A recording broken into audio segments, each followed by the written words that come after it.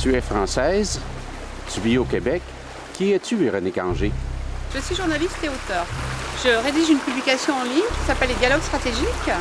On peut trouver facilement sur Internet. On peut trouver aussi un tas d'infos sur moi. Il suffit de taper mon nom sur Google pour découvrir mes sites. Je suis aussi très active sur Facebook, qui est une sorte d'annexe de mes blogs et sites. Et c'est sur Facebook que j'ai d'ailleurs rencontré Nicolas Grondin, des éditions L'Arganier, qui publie mon livre dans sa collection Pertinence le 24 novembre prochain en France. On a la chance d'habiter au milieu de la nature sauvage. Véronique, pourquoi ce livre? Quel est l'élément déclencheur? En fait, il y a plutôt 3 éléments déclencheurs. Le premier, c'est le discours de Jacques Chirac au sommet de Johannesburg, le sommet sur la Terre, quand il a dit ces fameuses phrases inspirées par Nicolas Hulot, « La maison brûle et nous regardons ailleurs ». C'était en septembre 2002. Ensuite, c'est l'article publié dans l'Express par Claude Allègre, l'ancien ministre de la Recherche français, en octobre 2006, qui m'a inspiré un article à l'époque en réaction. Et à cette époque, Claude Allègre osait émettre des doutes sur les causes profondes du réchauffement climatique. Et il y a eu un véritable lynchage médiatique suite à ces questions. Et ça m'a évidemment beaucoup intriguée. Et enfin, en 2007, quand mon neveu Tristan et ses petits camarades d'école ont commencé à discuter de manière angoissée sur le climat, je me suis dit qu'il fallait réagir et arrêter de faire peur aux jeunes générations, puisqu'on ne peut pas s'associer à une espèce de mise en scène de la peur, pour reprendre une expression de Michel Serres, le philosophe. Pour moi, le moment, je pense, de dénoncer le messianisme à la Al Gore, et de tous ces prophètes, comme Yann Arthus Bertrand notamment, qui est devenu le grand messie de la cause du réchauffement climatique avec son film Home, que je critique d'ailleurs dans mon livre. Et c'est vrai que la fin de l'humanité, c'est quand même une valeur sûre pour ceux qui veulent nous faire peur et essayer de manipuler notre pensée.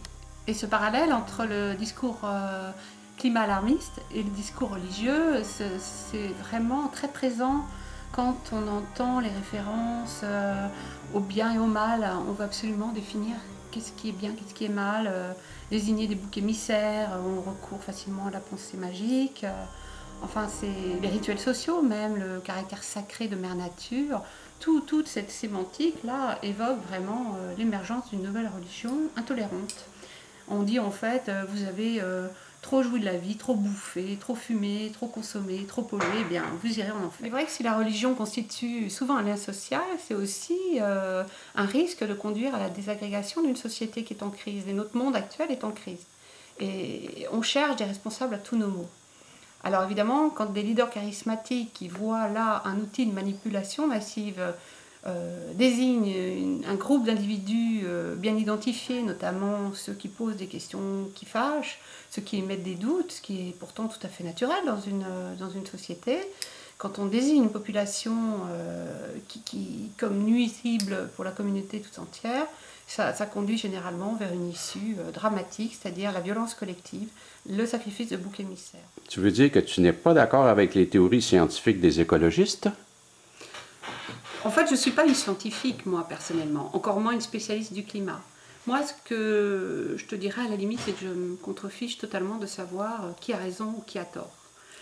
Je suis consciente, comme la plupart des populations des pays riches, qu'il faut arrêter de surconsommer, qu'il faut partager, mieux répartir les richesses, changer nos comportements, être plus respectueux vis-à-vis des ressources naturelles, etc., etc. Ça, on est tous d'accord, en fait, là-dessus, ça ne se discute même plus. En revanche, mon travail, moi, c'est de poser un regard de journaliste habitué à décrypter les phénomènes sociaux et d'essayer de comprendre ce qui se passe. Pourquoi ce phénomène quasi universel, en tous les cas qui touche les populations les plus riches et les gouvernements des populations les plus riches, pourquoi ce phénomène prend une telle ampleur? Ce que je dénonce aussi dans mon livre, c'est que la liberté de penser autrement n'existe plus. Aujourd'hui, on ne peut plus émettre des doutes contre un discours dominant. Que ce doute soit fondé ou pas fondé, mais l'idée c'est de pouvoir débattre, d'émettre des idées, des opinions différentes, de s'appuyer sur des sources fiables, donner des arguments convaincants. C'est d'essayer effectivement de défendre ses positions. Aujourd'hui, en France notamment, quand on n'est pas d'accord avec le discours dominant, c'est comme si c'était un combat à mort. C'est-à-dire vous êtes pour ou contre, vous êtes avec moi, contre moi.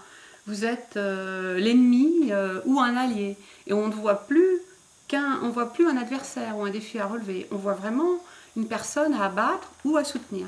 Et je regrette beaucoup que cette vision un peu totalitaire du débat soit devenue la norme, que ce soit dans le débat sur le climatologiquement correct ou dans un débat politique, puisqu'aujourd'hui c'est le sectarisme qui domine et le débat vraiment viril mais correct, on va dire, n'a plus sa place. Et je me pose évidemment des questions auxquelles je tente de répondre dans mon livre. Et ces questions, c'est: doit-on accepter, sous prétexte de bonnes intentions, un nouveau dogme religieux? En fait, la question, c'est: à qui profite le crime? À qui profite l'écolomania? Et alors, à qui profite le crime? À qui profite le crime? Eh bien, pour le savoir, il faudra lire mon livre. Mais c'est sûr que le ver avec un T est dans le fruit. En 2008, il y a 120 millions de personnes qui se retrouvent dans une situation de famine. 120 millions de personnes de plus. Si dans une discussion, vous osez contester le fait que la cause climatique l'emporte toujours sur l'urgence de sauver ceux qui meurent aujourd'hui, vous trouverez toujours un donneur de leçons pour vous dire que l'un ne va pas sans l'autre, évidemment, et qu'on s'occupe des deux causes. Mais si c'était vrai, ils sont où ces dons qu'on a promis la main sur le cœur pour lutter contre la faim? En dépit des beaux discours, moi je pense que charité bien organisée commence par soi-même.